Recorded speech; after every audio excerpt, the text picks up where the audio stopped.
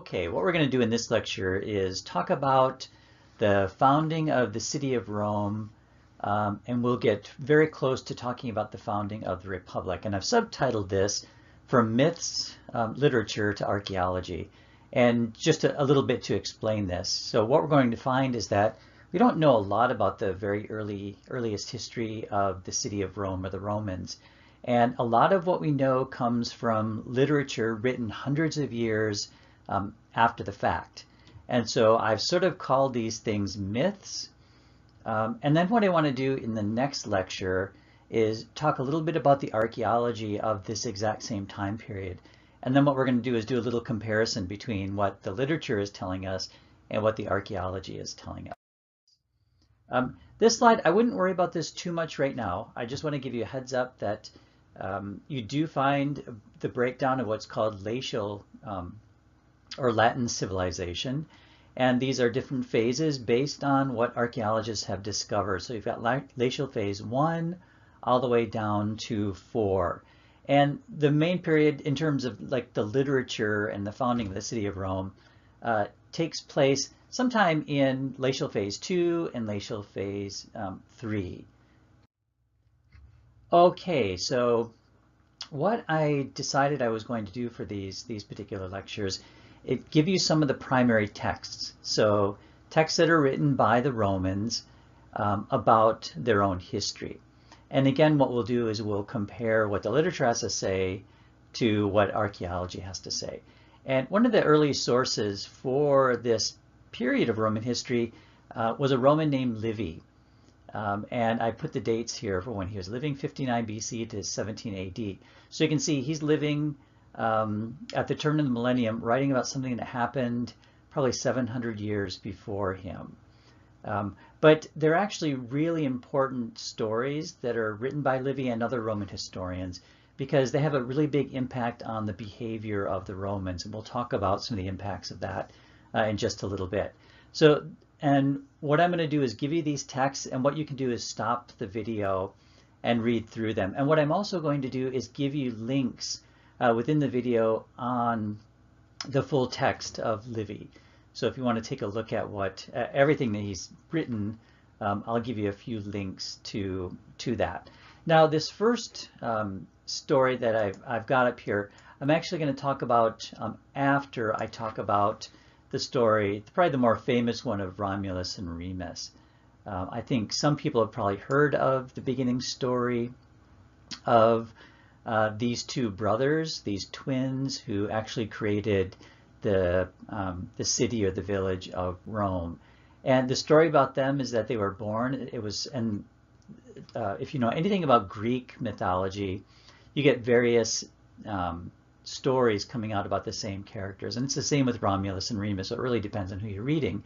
But one of the traditions about them said their mother was a Vestal Virgin, or woman dedicated to the Roman state, and that their father was the god Mars. So a fairly common story about having a god as a father and then a human wife. I mean, you can think of Christianity. There's a parallel for something like that. Anyway, so they have the baby and they are abandoned. So because it was believed that they would cause lots of turmoil to the people who are living there. So they're abandoned. And Livy goes on to describe a very famous account of what happens to these two boys after they are abandoned. And why don't you stop the video and then read through this particular part. Okay, and probably one of the more famous parts of this is, of course, the she-wolf, or the female wolf, who finds them, she suckles them, and then they actually make their way into what becomes the city of Rome. Now, this is a statue. If you ever get to go to Rome, you'll see these statues all over. This is the wolf suckling the twins Romulus and Remus. Okay, and then you've got these two twins. They decide they're going to build a village or a city in what is now, well, the center of which is the Roman Forum. So you've got these 7 hills of Rome, and they decided to build their city in these areas. And when you stop the video to read through Livy on what he has to say here in 1.7, he's going to talk about the differences between the brothers and how the brothers start fighting over who's more important.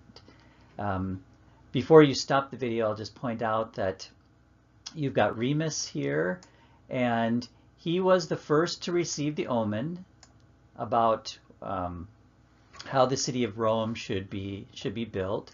And then you've got Romulus, his twin brother, talking about the number of these birds or these vultures that appeared to them. And this was their fight. So why don't you stop the video, read through this entire text, and then we'll continue. Okay, so as you've read, you can see that these two twins fought, and in the end, Remus was killed. So he was killed, and that left Romulus. And Livy points out there are a few different stories about what happens during this particular fight, but he points out that, one of the most common report was that Remus jumped over some walls that Romulus had built, and Romulus didn't want him on that side and then killed him. And Romulus becomes the founder of Rome. And of course, that's where the name comes from, Romulus, Rome. Okay, I'm going to ask you this question. And I'm not actually going to answer that. Maybe we can talk about this in a discussion board.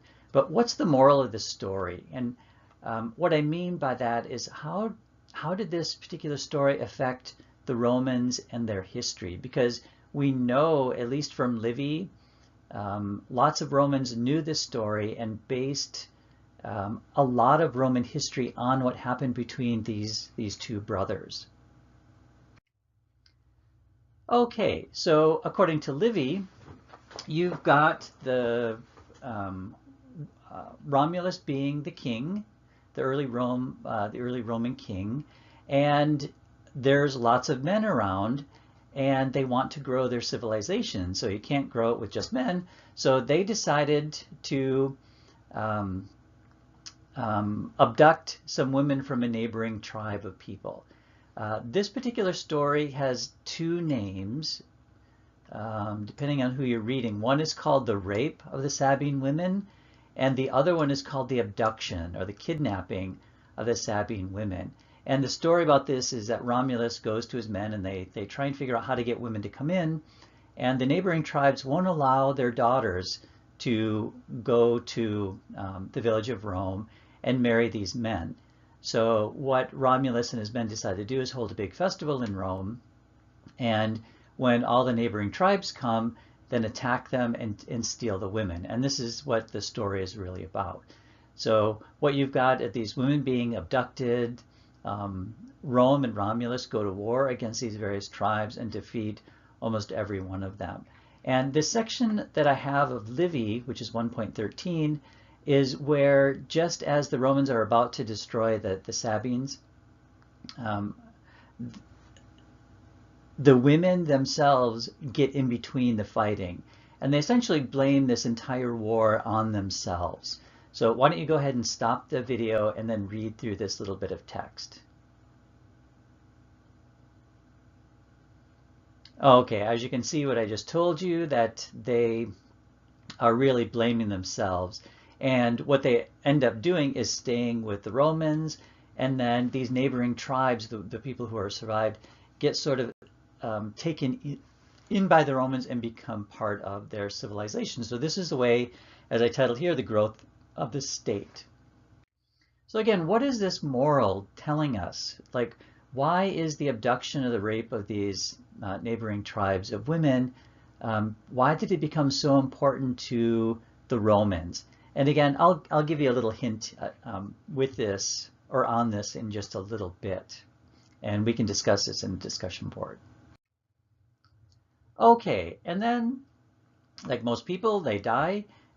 You've got the story of the death of Romulus, and Livy writes about this in his book, chapter 1, section 16.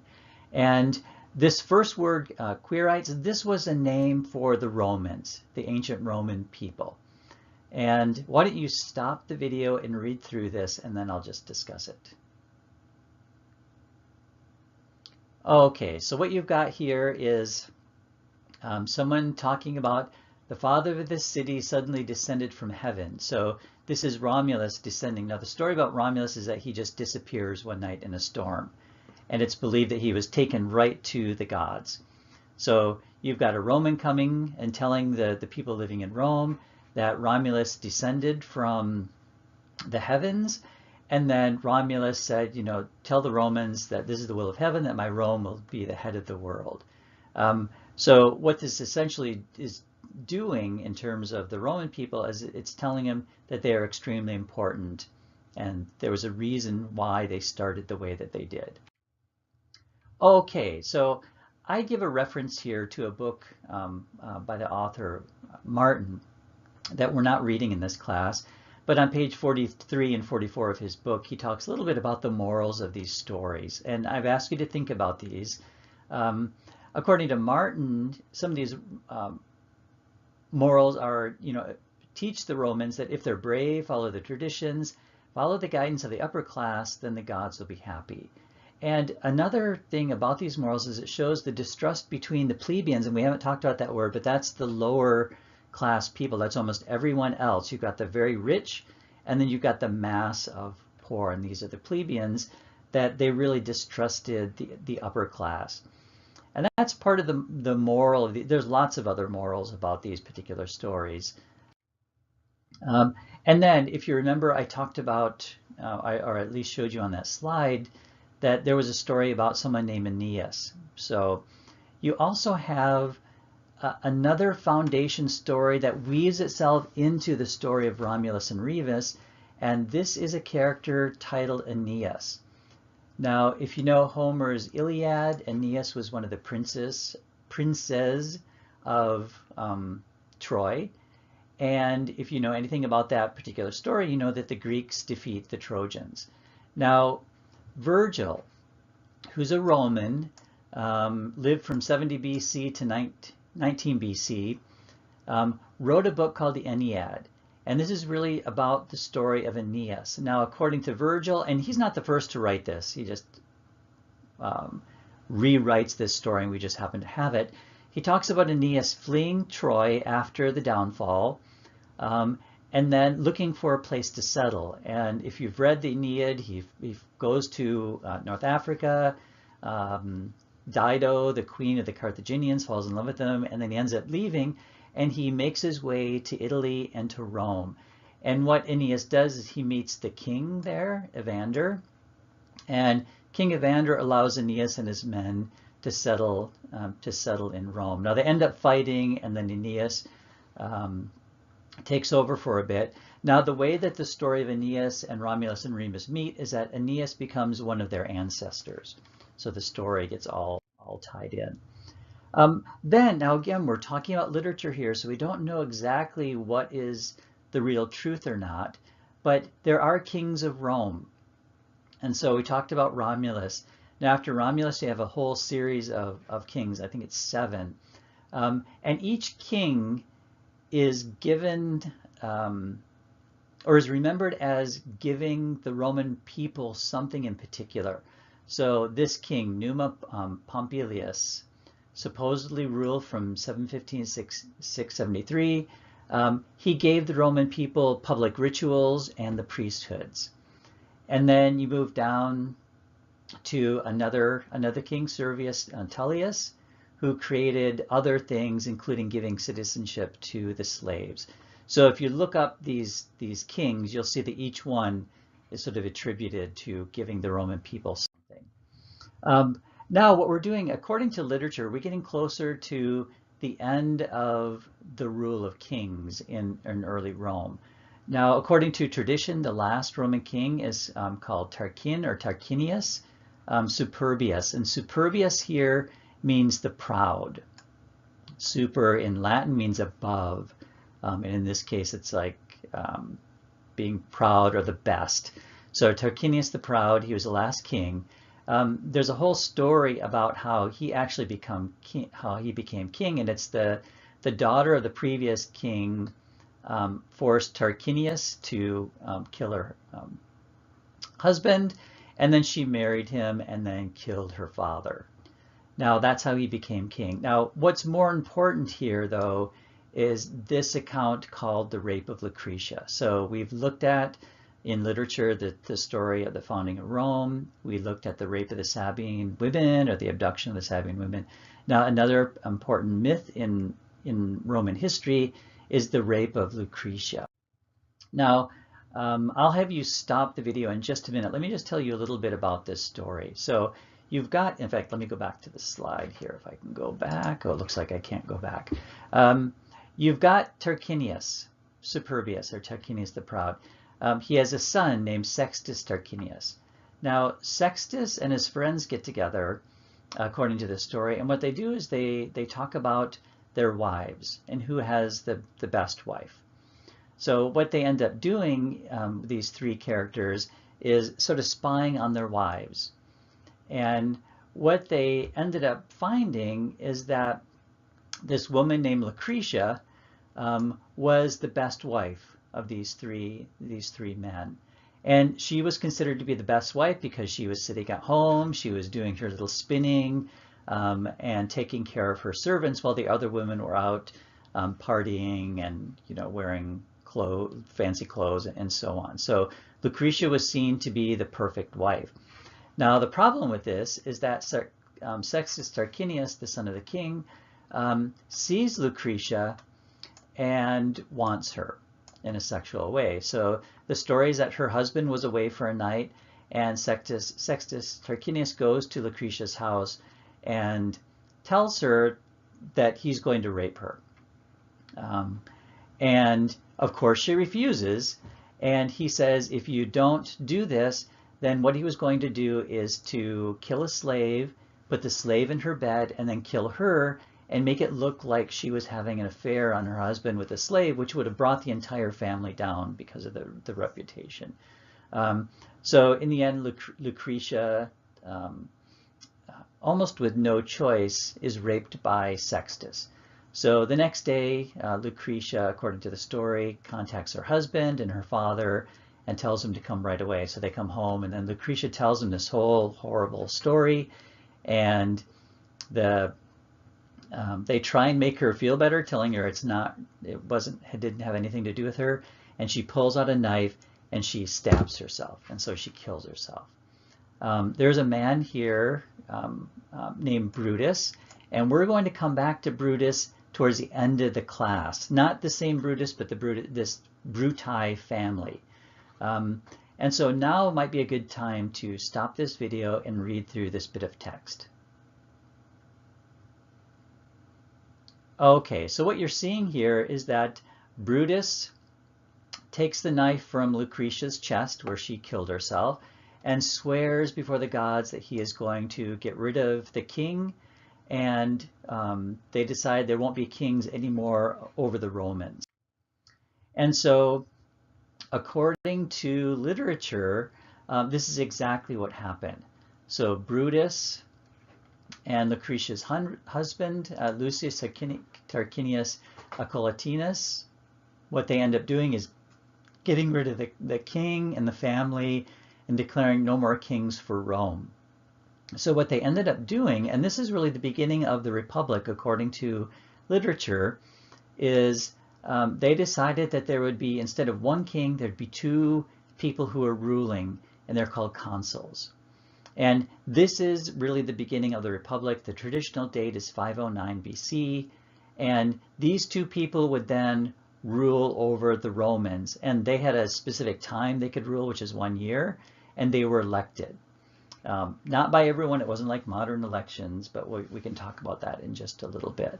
But that is the story according to Livy. Now in the next lecture, what I'm going to do is talk about the archaeology, and then we can see how the archaeology may or may not meet up with what is being talked about in the literature.